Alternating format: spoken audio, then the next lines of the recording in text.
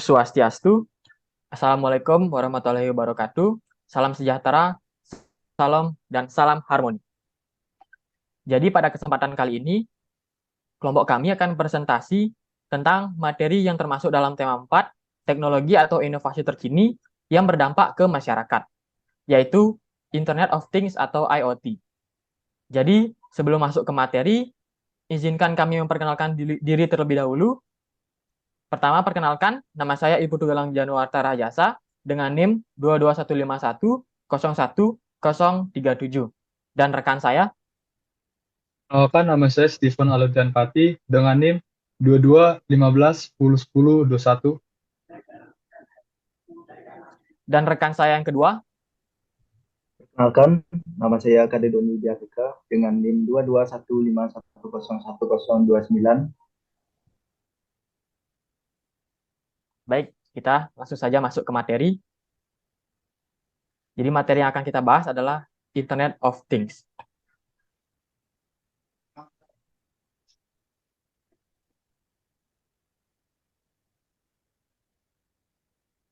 Nah, jadi yang pertama, apa sih itu Internet of Things? Jadi, Internet of Things adalah suatu konsep di mana objek tertentu punya kemampuan untuk mentransfer data melalui jaringan internet. Teknologi ini ditemukan pertama kali oleh Kevin Ashton pada tahun 1999. Internet of Things terdiri atas dua bagian utama, yaitu internet yang mengatur konektivitas dan things yang berarti objek atau perangkat. Things memiliki kemampuan untuk mengumpulkan, menyimpan, memproses data, dan mengirimkannya ke internet. Istilah Internet of Things pertama kali dicetuskan oleh Kevin Ashton saat melakukan presentasi untuk perusahaan Procter dan Gamble atau P&G, di mana ia menjelaskan mengenai teknologi yang menghubungkan berbagai perangkat dengan bantuan RFID atau Radio Frequency Identification dan mengatur semuanya dengan komputer.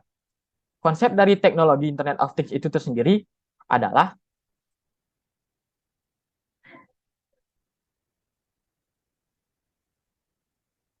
selanjutnya konsep dan cara kerja dari Internet of Things.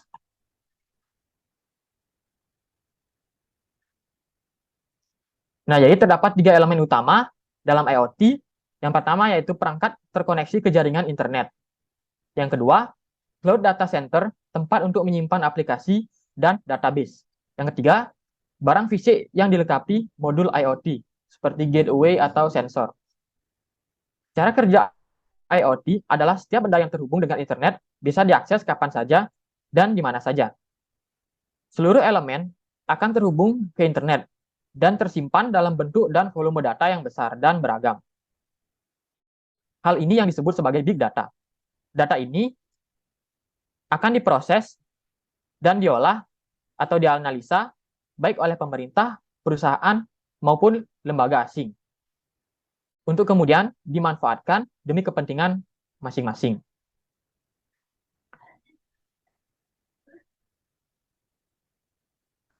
Nah, untuk membuat suatu ekosistem IoT, kita tidak hanya memerlukan perangkat-perangkat yang pintar, melainkan juga ada unsur pendukung lainnya di dalamnya.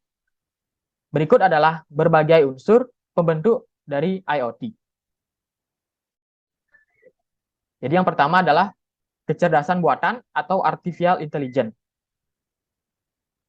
Nah, IoT membuat hampir semua mesin yang ada menjadi pintar. Ini berarti IoT bisa meningkatkan segala aspek kehidupan kita dengan pengembangan teknologi yang didasarkan pada AI. Jadi, pengembangan teknologi yang ada dilakukan dengan pengumpulan data, algoritma kecerdasan buatan, dan jaringan yang tersedia. Selanjutnya ada sensor. Sensor adalah satu bagian utama dari mesin Internet of Things atau IoT. Fungsinya adalah untuk mengumpulkan dan menentukan data dari lingkungan sekitar. Data yang dikumpulkan merupakan data yang sederhana, seperti waktu, lokasi, lokasi geografis, dan persediaan, dan sebagainya. Selanjutnya, ada konektivitas. Nah, setelah mengumpulkan data di sekitarnya, perangkat Internet of Things perlu memprosesnya di suatu tempat, dan disinilah konektivitas memainkan peran utamanya. Data yang dikumpulkan dikirim ke platform Internet of Things dengan bantuan Wi-Fi, Ethernet, Bluetooth, jaringan seluler, dan koneksi jaringan lainnya. Hal ini sangat penting dalam mentransfer data ke cloud. Nah, untuk yang selanjutnya akan dibawakan oleh rekan saya. Baik, terima kasih atas waktunya. Di sini saya akan melanjutkan pembahasan dari teman saya, Galang, yaitu mengenai contoh atau konsep dan cara kerja Internet of Things, yaitu mematikan TV dari jarak jauh. Nah, bayangkan jika kita meninggalkan rumah dan lupa mematikan TV, kita bisa mematikan TV dari jarak jauh dengan hanya mengirimkan pesan ke rumah kita. Tentunya kita harus tersambung dengan koneksi internet. Next. Nah, contoh berikutnya yaitu CCTV.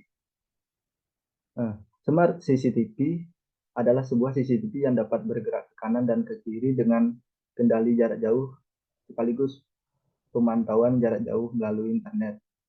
Selain sebagai CCTV, Smart CCTV juga akan diintegrasikan dengan beberapa perangkat Internet of Things seperti sistem keamanan, sistem kendali lain seperti key code, sensor suhu, sensor cuaca, lamp kontrol, dan berbagai modul lain. Nah, ini contoh jika CCTV di jalan raya menggunakan teknologi IoT, itu dapat mendeteksi adanya kecelakaan lalu lintas, lalu CCTV itu dapat mengirimkan informasi pada sistem dan mengkabarkannya ke rumah sakit terdekat untuk mengirimkan ambulans. Nah, contoh berikutnya yaitu colokan listrik pintar. Ide proyek untuk Internet of Things yang pertama adalah pembuatan colokan listrik pintar. Colokan listrik yang dimiliki dikoneksikan dengan Wi-Fi dan disambungkan dengan barang-barang elektronik seperti lampu atau oven. Jadi, Anda nantinya bisa menghidupkan maupun mematikan sambungan listrik dengan jangkauan internet pada ponsel yang terkoneksi ke colokan listrik tersebut. Dengan cara ini, ketika berada di luar rumah dan lupa mematikan lampu atau barang elektronik Anda hanya perlu membuka ponsel dan mematikan koneksi listrik via jarak jauh. Berikutnya, contoh lainnya adalah Smart Garage Door atau pintu garasi pintar. Seperti namanya, Smart Garage Door ini merupakan proyek IoT yang dapat memonitor status pintu garansi sekaligus membukanya dengan fitur scanner sidik jari. Apabila penerapan proyek ini, Anda bisa memonitor garansi dimanapun berada melalui ponsel. Untuk akses pembukanya juga akan lebih aman karena harus melalui scan sidik jari yang ada. Nah, cara ini akan menginformasikan Anda tidak tahu ketika Anda ada akses paksa dari pihak-pihak yang berusaha masuk ke garasi.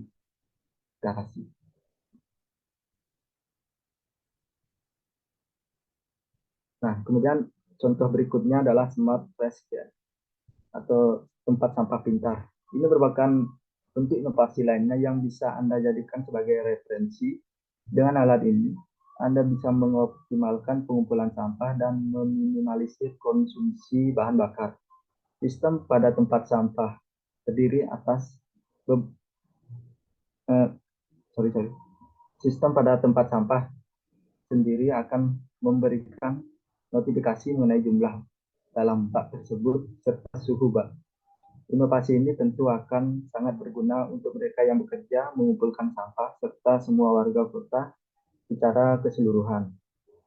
Baik, sekian dulu dari informasi yang dapat saya sampaikan. Selanjutnya akan disampaikan oleh teman saya.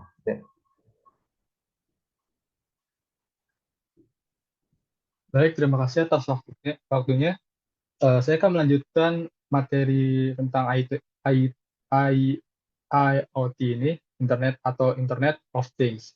Penerapan di bidang lainnya itu contohnya itu mau dibuat tentang smart cities. Jadi dia mau IT ini pengen ngebangun kota yang lebih efektif gitu, yang lebih smart tentang penggunaan teknologinya begitu.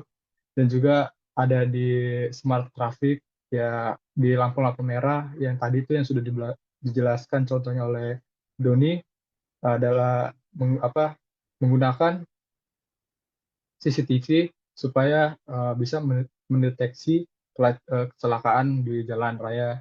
Dan masih banyak hal lainnya ya, ada di security immigration, terus ada home automation atau smart home gitu, dan juga ada smart mall untuk mendeteksi kehadiran pengunjung di suatu mall. Terus ada di minimarket bisa nanti, terus ada di cuaca, dan ada di di kebakaran hutan. Ntar kalau ada itu bisa dideteksi oleh IoT ini di rencana kedepannya untuk di bidang ini. Lalu manfaatnya itu dari Internet of Things itu ada, pertama ada pekerjaan yang kita lakukan lebih mudah, cepat, dan efisien. Jadi contohnya misalkan kalau kita mengalami kendala ya, atau misalkan kita lagi buru-buru tuh, kita pasti akan kelupaan sesuatu kan. Biasanya ada beberapa orang yang begitu, dia akan melupakan sesuatu yang dia lakukan pas dia saat meninggalkan rumah. Nah, dari kalau kita menerapkan Internet of Things, pasti kita bisa mengendalikan rumah dengan menggunakan HP dari jarak jauh. Contohnya misalkan kita lupa matikan keran air atau kita lupa matikan stop kontak listrik. Kita bisa matikan itu dengan smartphone kita dari jarak jauh. Ya, penggunanya itu menggunakan dengan Internet of Things ini. Lalu ada yang kedua, kita dapat mendeteksi pengguna dimanapun berada. Jadi kita itu bisa melacak orang kalau mereka memegang sesuatu handphone ya, jadi saling terpaut gitu GPS-nya, handphone dengan handphone orang satu dan orang dua itu saling terpaut, jadi bisa tahu dimanapun orang itu berada gitu, dengan menggunakan Internet of Things ini.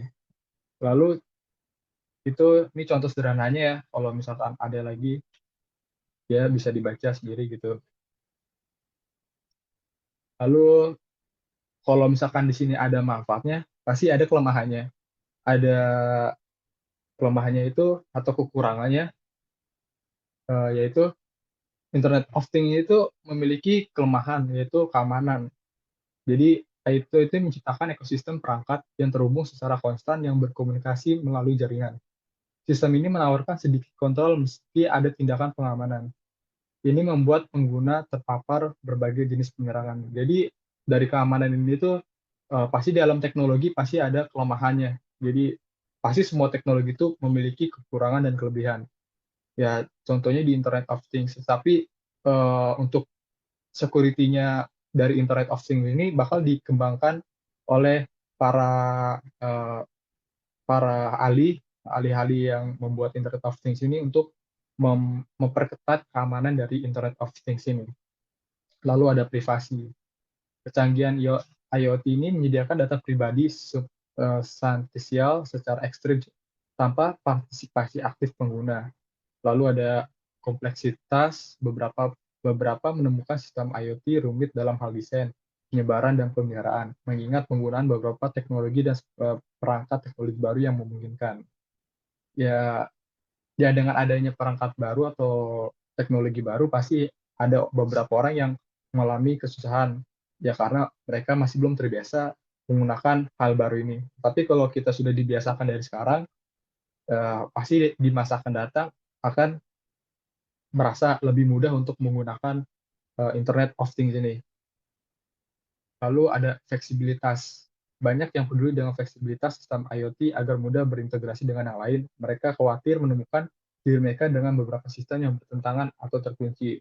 Ya, jadi kadang fleksibilitasnya kurang bagus, tapi pasti bakal dikembangkan terus berkembang karena dalam teknologi itu pasti ada namanya itu revolusi ya. ada revolusi 1.0, 2.0, dan selanjutnya. Jadi kesimpulannya, Internet of Things ini adalah objek yang terdiri dari Internet dan Things, di mana Internet adalah mengatur konektivitas dan Things itu berarti objek atau perangkat. Jadi Things ini adalah perangkat, contohnya itu seperti handphone, lalu TV. Jadi di tengah-tengahnya itu adalah jaringannya. Jadi internetnya itu adalah di tengah-tengah jaringannya itu, dan Things-nya itu adalah objeknya. Dan Things memiliki kemampuan untuk mengumpulkan atau menyimpan proses data dan mengirimkan ke internet. Jadi of Things adalah suatu konsep di mana objek tertentu punya kemampuan untuk mentransfer dan melalui jaringan internet. Jadi sekian itu saja yang bisa saya jelaskan dan teman-teman saya jelaskan. Mohon maaf jika memiliki salah kata, karena maklum pasti kita pernah berbuat salah.